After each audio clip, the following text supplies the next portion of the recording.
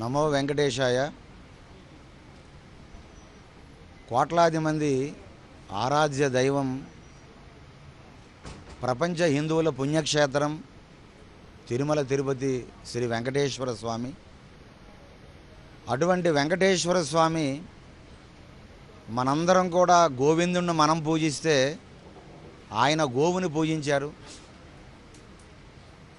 గోవు ఇంద అంటూ కపిల మహర్షి వెంకటేశ్వర స్వామి వారికి గోవులు సమర్పించినట్లుగా మనకి పురాణాలన్నీ కూడా చెబుతూ ఉన్నవి. అటువంటి గావో విశ్వస్య మాతరం, ఈ లోకానికి తల్లి గోమాత. వెంకటేశ్వర స్వామి వారిని ఎంతగా ఆరాధిస్తామో ఈ లోకానికి తల్లిగా గోమాతను కూడా అంత పవిత్రంగా మనం ఆరాధిస్తాం. అటువంటి వెంకటేశ్వర స్వామి సన్నిధానంలో ప్రపంచ ప్రఖ్యాతిగాంచినటువంటి శ్రీవారి సన్నిధిలో గోవులకి రక్షణ లేకుండా పోయేటటువంటి సంఘటన యావత్తు కోట్లాది మంది హిందూ సమాజాన్ని చాలా బాధ పెడుతూ ఉన్నటువంటి అంశం. గోవులకే రక్షణ లేనప్పుడు ఇక భవిష్యత్తులో గోవిందుడికి కూడా రక్షణ కరువవుతుంది అనేటువంటి భయోత్పాతాలు భక్తుల్లో కలుగుతూ ఉన్నవి.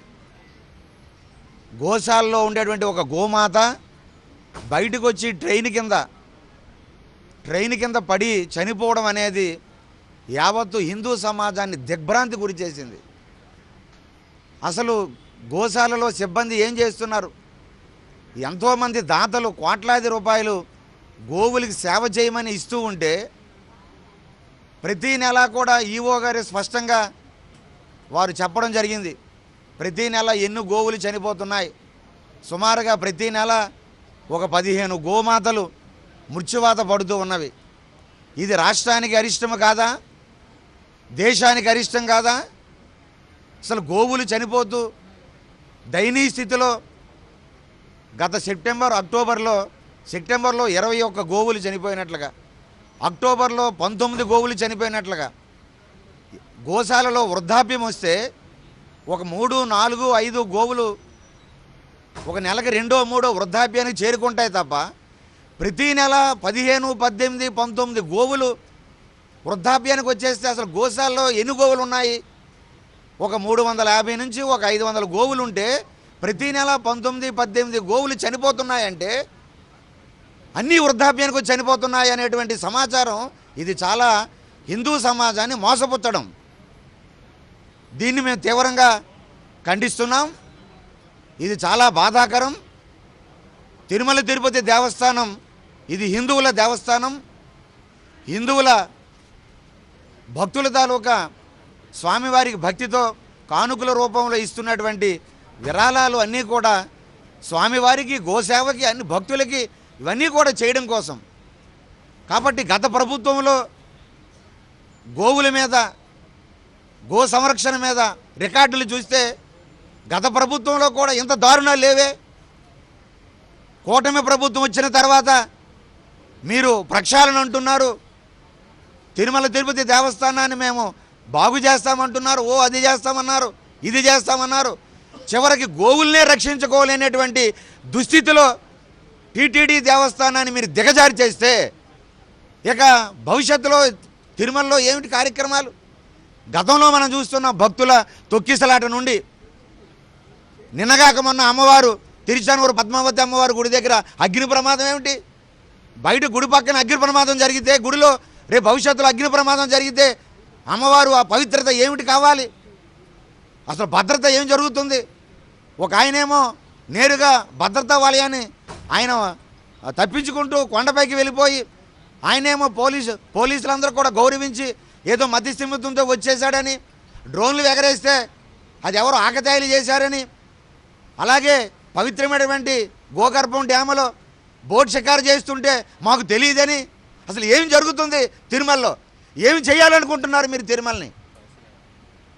అలాగే మరి నిన్నగాక మొన్న కాశీనాయన ఆశ్రమాన్ని భక్తులందరూ కూడా మనోభావాల్ని కాలరాసే విధంగా కాశీనాయన ఆశ్రమాన్ని పడగొట్టేశారు. నిన్నగాక మొన్న శ్రీకూర్మంలో పరమ పవిత్రంగా వెంకటేశ్వర స్వామి అలాగే విష్ణుమూర్తి అవతారంగా భావించే కూర్మనాథుడు కూర్మ అవతారం. అటువంటి శ్రీ మహావిష్ణువు అవతారమైన కూర్మ అవతారంలో ఆ కూర్మం తాబేళ్ళు, నక్షత్ర తాబేళ్ళు సాక్షాత్ విష్ణుమూర్తి స్వరూపంగా భావిస్తాం. అటువంటి తాబేళ్ళు మృత్యువాత పడితే అసలు మృత్యువాత ఎందుకు పడ్డాయి? అక్కడ సంరక్షకులు ఏం చేస్తున్నారు? మృత్యువాత పడినటువంటి తాబేళ్ళు పెట్రోల్ పోసి తగలబెట్టేస్తారా? ఇదా నిర్వాకం? ఏమి జరుగుతుంది రాష్ట్రంలో? ఏమి చేయాలనుకుంటున్నారు హిందూ ధర్మాన్ని? మీరు ఎటు తీసుకువెళ్తున్నారు హిందూ ధర్మాన్ని? తిరుమల క్షేత్రాన్ని ఏం చేయాలనుకుంటున్నారు? ఒకటి ఒకటి ఒకటి కాదు, ప్రతిరోజు సమస్యలతో నిండిపోతున్నాయి. ఒక పక్క బిఆర్ నాయుడు గారు చైర్మన్ గారు ఈ పొరపాట్లన్నీ కూడా సరిదిద్దాల్సిందే పోయి ఆయనేమో యాక్సిడెంట్లు జరిగి చనిపోరా, ఇళ్లల్లో చనిపోరా అని వ్యంగ్యంగా మాట్లాడడం ఏంటి? ఒక చైర్మన్గా ఉండి మీరు బాధ్యతాయుతంగా ఉండాల్సినటువంటి మీరు, భక్తుల మనోభావాలని గౌరవించాల్సిన మీరు, క్షేత్రం పవిత్రతను కాపాడాల్సిన మీరు అలా వ్యంగ్యంగా మాట్లాడొచ్చా? ఏమిటిది? కాబట్టి అనేక అనుమానాలు మాకున్నాయి. తిరుమల గోశాలలో జరుగుతున్నటువంటి అనేక అనుమానాలు హిందూ సమాజానికి ఉన్నది. కాబట్టి బేషరతుగా కేంద్ర ప్రభుత్వం సిబిఐ విచారణతో తిరుమల గోశాలలో జరుగుతున్నటువంటి పరిణామాల మీద మాకు ఈ రాష్ట్రంలో సిఐడి అలాగే మరొక సంస్థలతో దర్యాప్తు అంటున్నారు. మేము దానికి అంగీకరించాం. కేంద్ర ప్రభుత్వం సిబిఐతో గోశాల మీద సవివరంగా విచారణ జరగాలి. గోవులు ఏదైతే గోవు చనిపోయిందంటే అది రాష్ట్రానికి, దేశానికి, హిందూ సమాజం చాలా అది అపవిత్రంగా, అది ఒక కష్టకాలంగా భావిస్తాం, అది ఒక అశుభంగా మేము భావిస్తాం. అటువంటి గోశాలలో జరుగుతున్నటువంటి ఏవైతే ఇన్ని గోవులు మృతి చెందాయో వాటిపైన సవివరణ విచారణ జరగాలి. హిందూ సమాజానికి ముందు పెట్టాలి. టీటీడీ అధికారులు దీనిపైన లోతుగా విచారణ సహకరించాలి. హిందూ సమాజానికి తేటతెల్లం చేయాలని ఈ సందర్భంగా కేంద్ర ప్రభుత్వం జోక్యం చేసుకొని సిబిఐ విచారణ చేసి కోట్లాది మంది వెంకటేశ్వర స్వామి భక్తుల తాలూకా మనోభావాలు కాపాడాలని ఈ సందర్భంగా మరీ కోరుతూ ఈ గో విషయం పట్ల ఈ గోవుని ప్రతి ఒక్కరు పూజించాలి, గోవులు సంరక్షించాలి, గోవులను కాపాడాలనేటువంటి విషయం పట్ల మన మల్లాది విష్ణు గారు స్వామీజీలందరినీ పిలిచి మరి విజయవాడలో సదస్సు ఏర్పాటు చేసి ప్రతి హిందువు కూడా పార్టీలకు అతీతంగా, ప్రతి వర్గాలకు అతీతంగా, సామాజిక సమీకరణాలకు అతీతంగా ప్రతి ఒక్కరు కూడా గోసేవలో తరించాలని, గోసేవకి ముందుకు రావాలని ఈ సందర్భంగా మేము మరీ కోరుతున్నాం. జై గోమాత, జై జై గోమాత.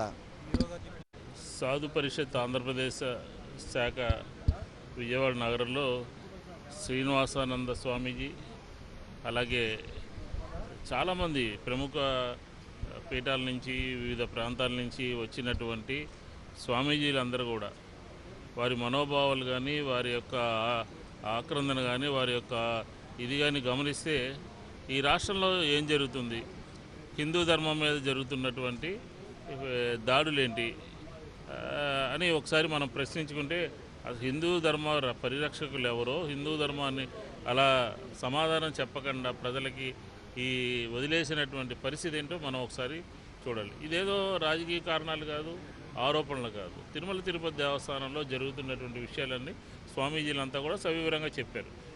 అలాగే గోమాత యొక్క విశిష్టత స్వామీజీలంతా చెప్పారు. గోవుని ఏ రకంగా పూజించాలో చెప్పారు. అలాంటిది గోశాల నిర్వహణలో వైఫల్యం జరుగుతుంది. సరైన డాక్టర్ లేరు, సరైన ఆహారం లేదు, సరైన మందులు లేవు. 3 నెలల్లో 100 గోవులు చనిపోయాయి. దీన్ని సరిదిద్దండి, దీన్ని ఏ రకంగా చేయాలి అని అంటే ప్రభుత్వం ఎదురుదాడి చేస్తుంది, ప్రశ్నించిన వాళ్ళ గొంతు నొక్కుతుంది, వాళ్ళ మీద కేసులు నమోదు చేస్తుంది. ఇది చాలా దారుణమైనటువంటి పరిస్థితి. మేము ఒకటే అడుగుతా ఉన్నాం, కాశీనారాయణ క్షేత్రంలో ఎందుకుని కూలగొట్టాల్సిన అవసరం ఉంది? అక్కడ కొన్ని మతాలకి, కొన్ని కులాలకి సంబంధించినటువంటి అక్కడ సత్రాలు ఉంటే, అక్కడ గోశాలు ఉంటే, దాన్ని గత ప్రభుత్వం ఏం చేసింది? కేంద్ర ప్రభుత్వానికి ఉత్తరం రాసి ఆ ఫారెస్ట్ని డీనోటిఫై చేసి ఆ దేవస్థానానికి మీరు ఇవ్వండి అని చెప్పి కేంద్ర ప్రభుత్వానికి రాయటం జరిగింది. ఈ ప్రభుత్వం ఏం చేసింది? ఇమీడియట్గా దాన్ని కూలగొట్టింది. ఇదేనా హిందూ ధర్మ పరిరక్షణ? కనకదుర్గ దేవస్థానంలో నిన్న పార్కింగ్లో భక్తుల యొక్క బంగారం పోయింది. నిన్న చూసాం మనం. గత 19 నుంచి 24 వరకు మా ప్రభుత్వ హయాంలో ఎక్కడ కూడా ఎటువంటి సంఘటన జరిగినా పూర్తిగా అన్ని చర్యలు తీసుకున్నాం. ఉదాహరణకి విజయనగరం జిల్లాలో రాముల వారిది ఆగమేఘాల మీద కొత్తగా మనం టెంపుల్ని నిర్మించడం జరిగింది. రథం తగలబడిపోతే ₹1,00,00,000 రథాన్ని తీసుకొచ్చి స్వయంగా ఆనాటి ముఖ్యమంత్రి వెళ్ళి ప్రారంభించడం జరిగింది.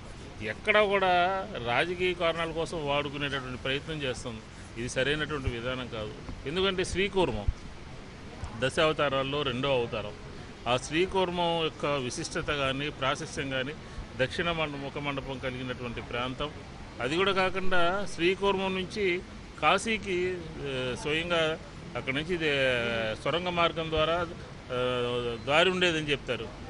అలాంటి పుణ్యక్షేత్రాల్లో ఇలాంటి అపచారాలు జరుగుతుంటే దీన్ని ఏమనాలి, దీనికి ఏం పేరు పెట్టాలి? కాబట్టి ఖచ్చితంగా నిరోధించాల్సిన అవసరం ఉంది, గళమెత్తాల్సిన అవసరం ఉంది. ఈరోజు స్వామీజీ అందాకెందుకు ఉదాహరణకి ముంతాజ్ హోటల్ వ్యవహారంలో స్వామీజీలందరూ కూడా కలిసి ప్రభుత్వం చేస్తుంది తప్పు, సరైనటువంటిది కాదు అని ఒక రిప్రజెంటేషన్ ఇవ్వడానికి తిరుమలకు వెళితే ఒకళ్ళనేమో రేణుగుంట తీసుకెళ్లారు, కొంతమందినేమో చిత్తూరు వైపు తీసుకెళ్లారు, కొంతమందిని ఇంకో ప్రాంతం పోలీస్ స్టేషన్ తీసుకెళ్ళి ఫోన్లు లాక్కుని ఎఫ్ఐఆర్ కట్టి వదిలేస్తారా? అంటే మీరు మీ అధికారంలో ఉన్నవాళ్ళు ఇలాంటి పనులు చేయొచ్చా? ఈ రకమైనటువంటి కార్యక్రమాలు చేయొచ్చా?